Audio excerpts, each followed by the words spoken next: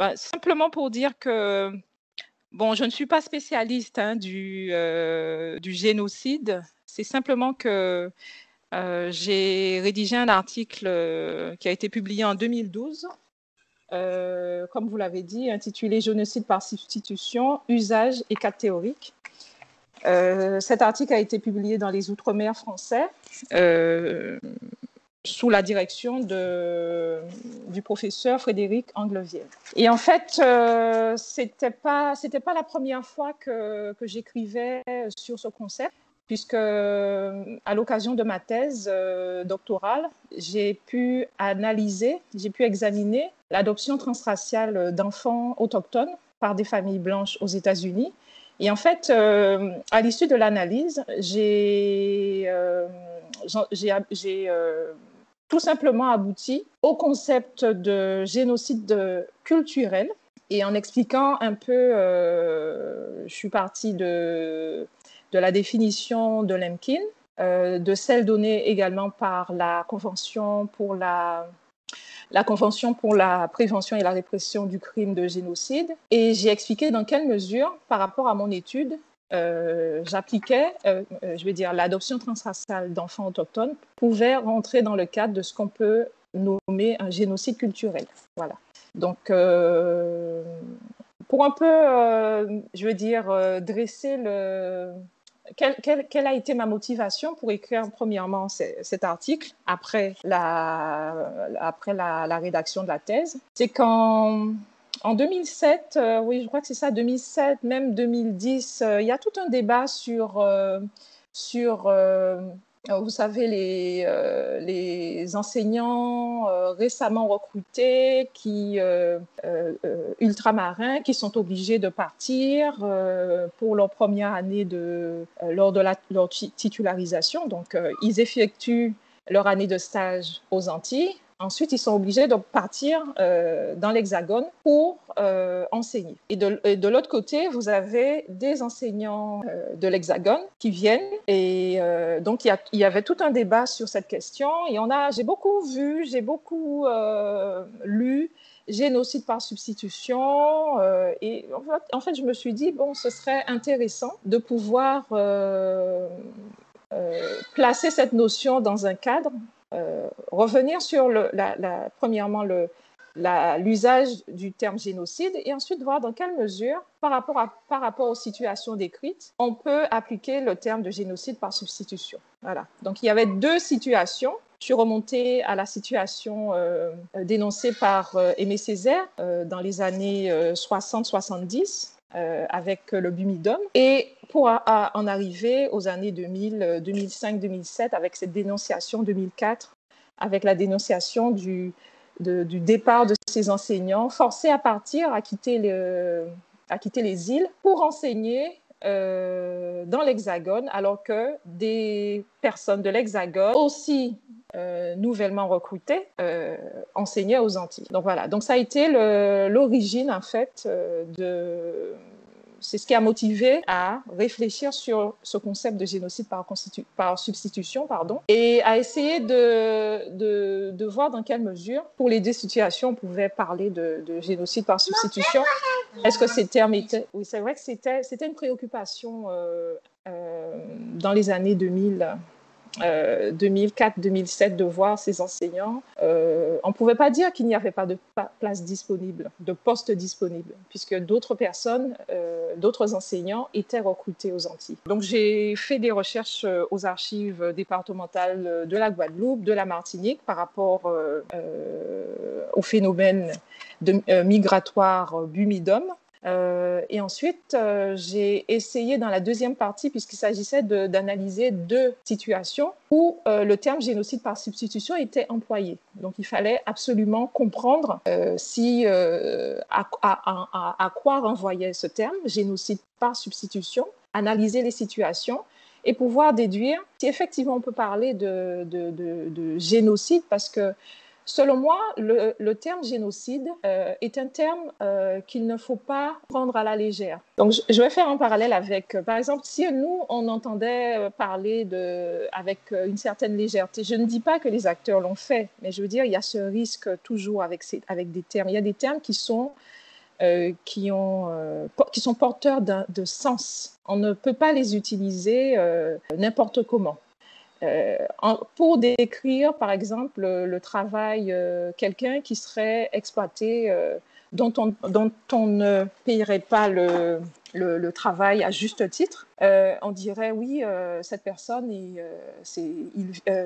est en train de vivre une situation proche à l'esclavage. Et bien sûr, moi, en tant qu'afrodescendante, je dirais non, je suis désolée. On peut parler d'exploitation, on peut parler de tout, mais je pense que ce terme-là, il convient, il s'applique à des situations particulières dans le passé ou à présent, mais on ne peut pas. Vous voyez, il y a cette notion que, selon moi, les termes étant porteurs de sens, il faut faire vraiment très attention quant à leur utilisation. Donc, je vais simplement revenir sur le terme génocide.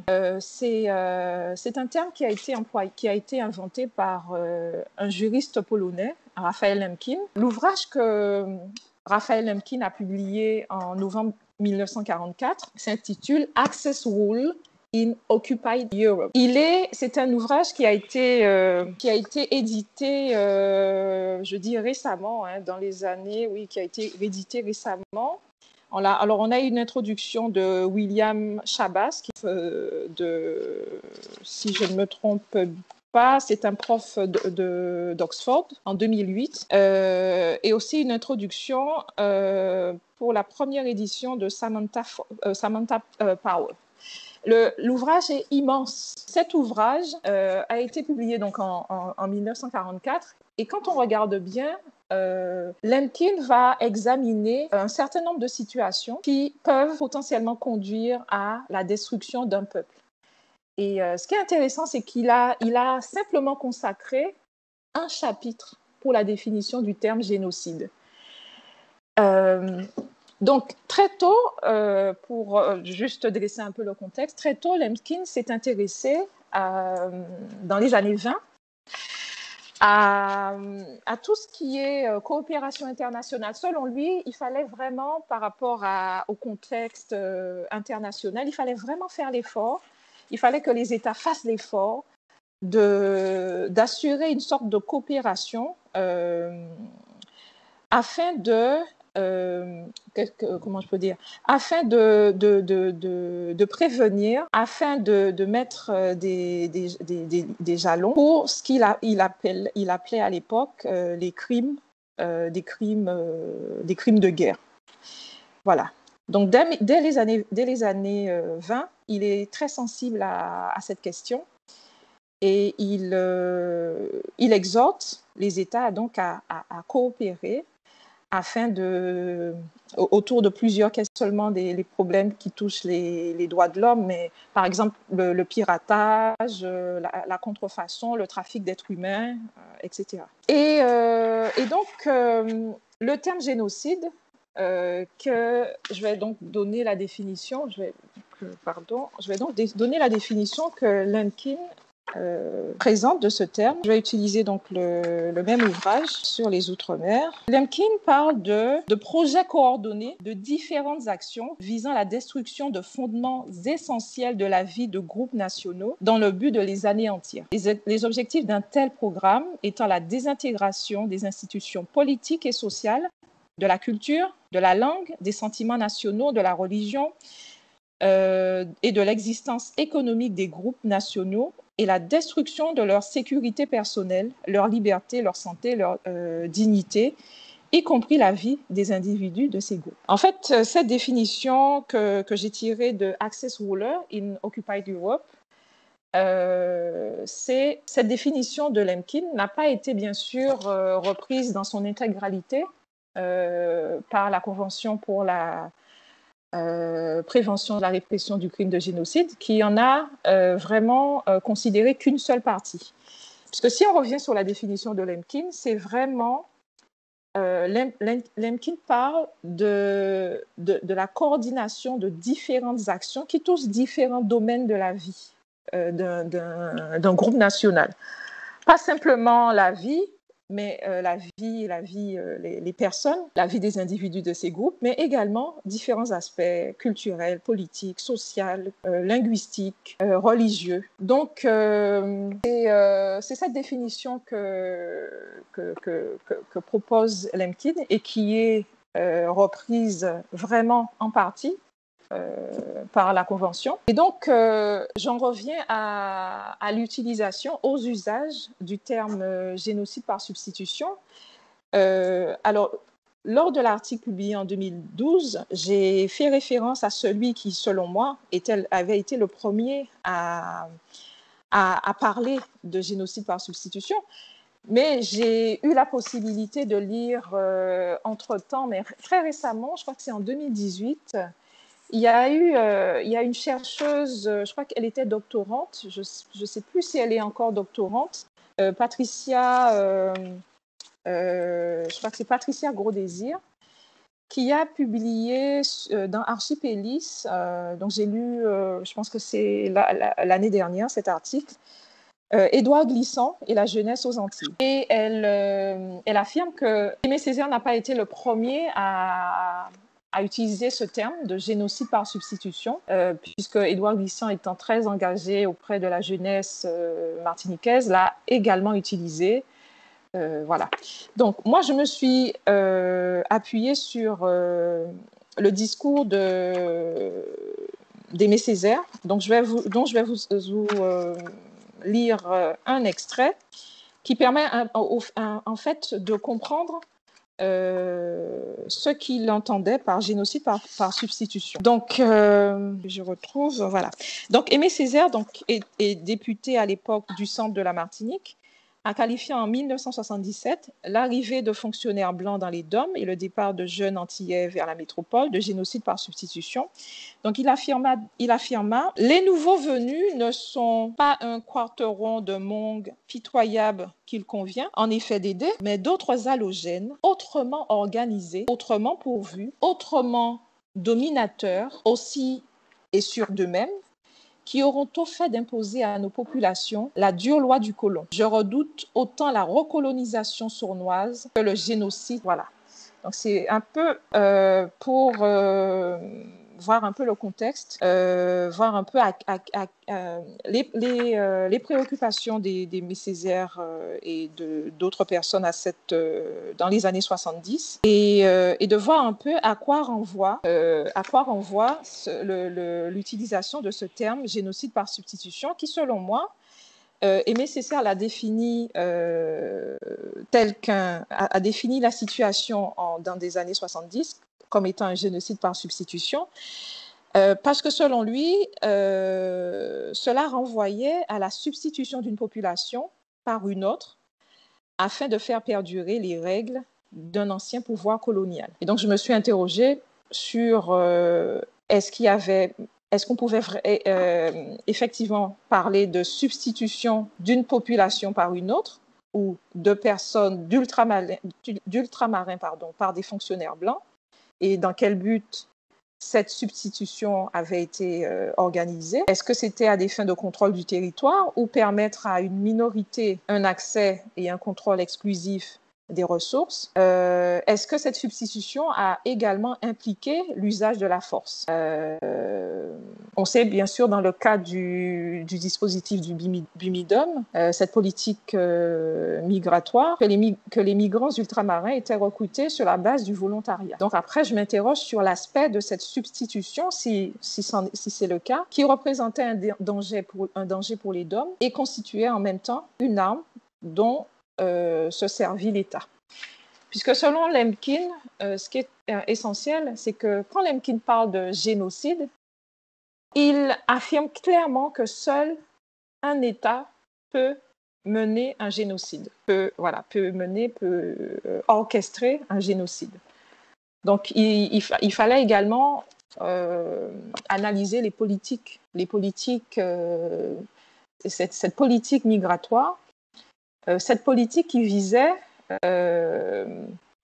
avec le prétexte que les jeunes, il y avait une poussée démographique très importante On se retrouve dans les années 60-70 avec une population très jeune qui n'est pas formée aux Antilles, en Guadeloupe, en Martinique.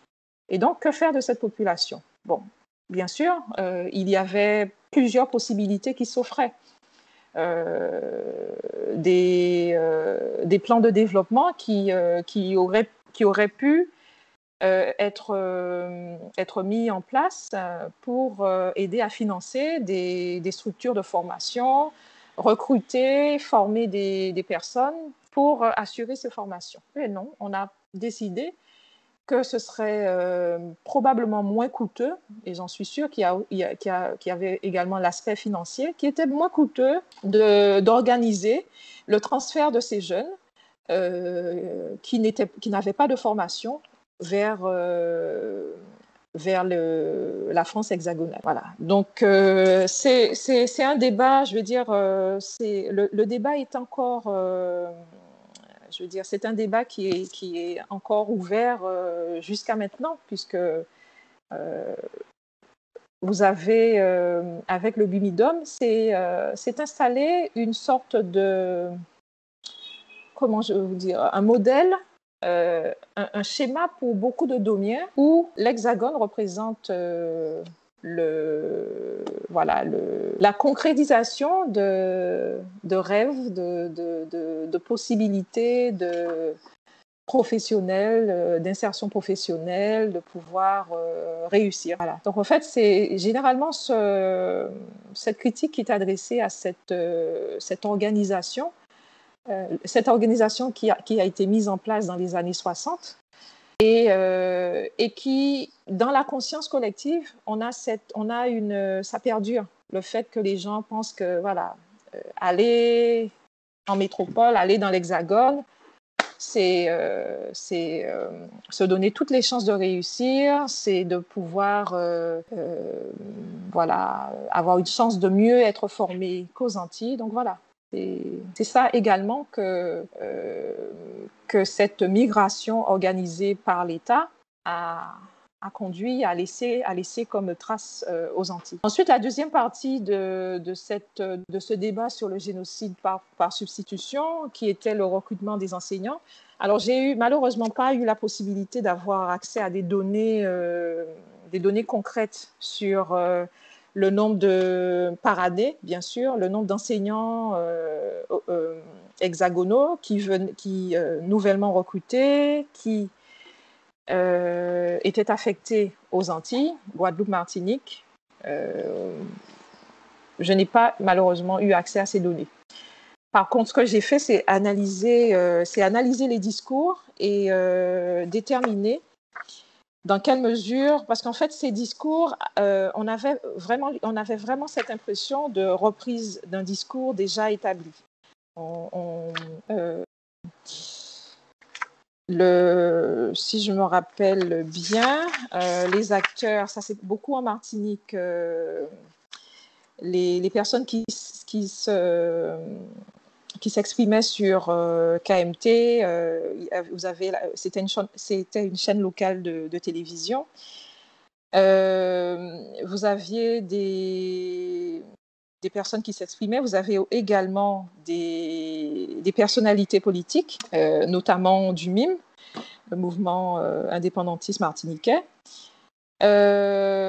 qui reprenait ce terme de génocide par substitution pour qualifier ce dont j'ai décrit au préalable. Et en fait, par rapport à cette deuxième partie, je me suis concentrée sur d'autres situations similaires, parce que les Antilles, il ne faut pas qu'on pense que nous sommes les seuls à être dans cette situation. Il y a la Corse, il y a la priorité à l'embauche des originaires ultramarins. Vous trouvez cette préoccupation, ce débat en Corse, en Nouvelle-Calédonie, en Polynésie française. Il y a eu une controverse également en 2004 en Corse, avec, je crois que si je me rappelle bien, c'était une société maritime qui lança cette controverse avec interruption du trafic maritime et qui réclamait un rééquilibrage des embauches entre les résidents corses et ceux de la région province Alpes-Côte d'Azur. Donc, ils ont obtenu gain de cause en 2004. Et donc, en fait, après, il y a eu tout un... Voilà, c'est comme une réaction en chaîne. Aux Antilles, on a eu aussi ce débat, le débat par rapport aux enseignants. Et voilà. Donc, pour l'instant, c'est tout ce que je peux en dire.